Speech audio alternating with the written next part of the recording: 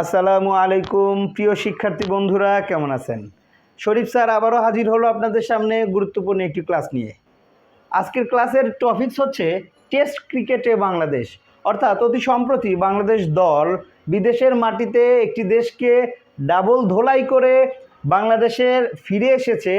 এই যে বাংলাদেশ টেস্টে একটি দলকে প্রথমবারের মতো দল হিসেবে পরাজিত করলো এবং সিরিজ জয় করলো, ডাবল ধোলাই করলো, এই বিষয়টি সামনে রেখে এখন গুরুত্বপূর্ণ টপিকস হচ্ছে টেস্ট ক্রিকেটে বাংলাদেশ। আশা করি ক্লাসটি আপনাদের ভালো লাগবে। ক্লাসটি না টেনে পুরোপুরি দেখার চেষ্টা করবেন। চলুন আমরা মূল আলোচনায়। টেস্ট ক্রিকেটের মর্যাদা লাভ করে, অর্থাৎ বাংলাদেশ টেস্ট ক্রিকেটের মর্যাদা লাভ করে 26শে জুন 2000 সালে এবং প্রথম টেস্ট খেলে 10 নভেম্বর 2007 সালে ভারতের বিপক্ষে।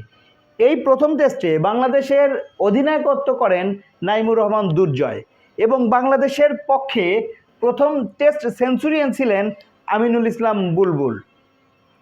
প্রথম টেস্টে বাংলাদেশ 2000 সালে স্ট্যাটাস পাওয়ার পরে 2005 সালে জিম্বাবুয়ের বিপক্ষে সর্বপ্রথম চট্টগ্রামে যে ম্যাচটি জয় করেন, এটি বাংলাদেশের টেস্টে প্রথম জয়। টেস্টে প্রথম 1000 রান এর মাইল ফলক অর্জন করেছিলেন হাবিবুল বাশার। বিদেশের মাটিতে প্রথম টেস্ট জয় করেছিলেন বাংলাদেশ ওয়েস্ট ইন্ডিজের বিপক্ষে এবং বাংলাদেশ একটি রেকর্ড গড়ে 100তম টেস্ট খেলেছিলেন 2017 সালে।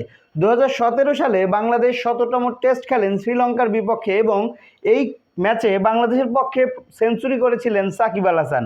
রেকর্ডটি হয়েছিল যে বাংলাদেশ টেস্ট স্ট্যাটাস লাভ করার পরে সবচেয়ে কম দিনে, অর্থাৎ কম সময়ের মধ্যে 100টি ম্যাচ খেলার গৌরব অর্জন করেছিলেন।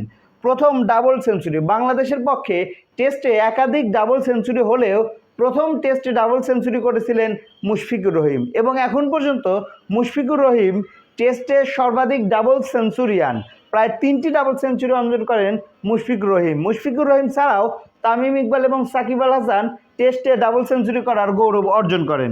বন্ধুরা, আপনারা একটি কুইজ দিয়েছি, সম্প্রতি কোন দেশকে টেস্টে হোয়াইট ওয়াশ করে বাংলাদেশ, এটি কমেন্টস বক্সে জানিয়ে দিবেন এবং আরও জানাবেন কেমন লাগলো আমার ক্লাসটি এবং পরবর্তী কোন টপিক্সের ক্লাস পেতে চান, এই সকল কিছু কমেন্টসে জানাবেন এবং আমার পেজটি বা আমার আইডিটি ফলো করে আমার সাথেই থাকবেন। ধন্যবাদ।